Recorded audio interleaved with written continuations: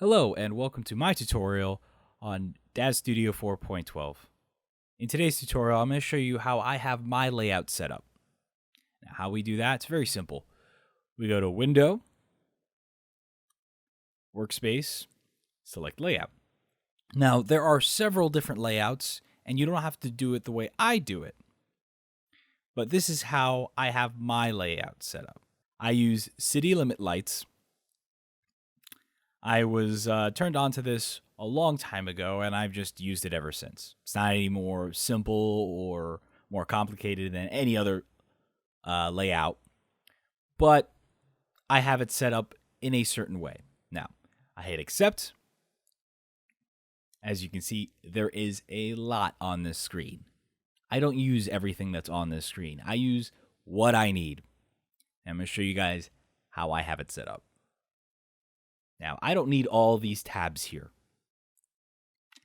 I'm going to remove a lot of them. How do I do that? Very simple. I go to right-click on whatever tab I want to remove, then I close the pane. I'm going to do that for a couple of these.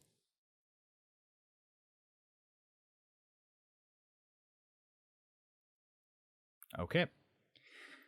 These are all the tabs I need for a normal scene in Daz3D. Now, this is just my preference.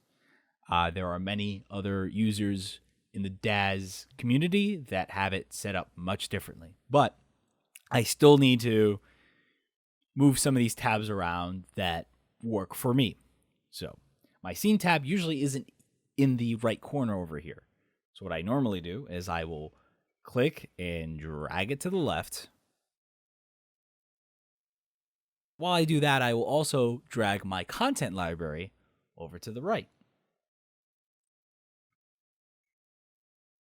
And you can also click and drag to rearrange the tabs however you see fit. Now, this is how I normally have my Daz scene.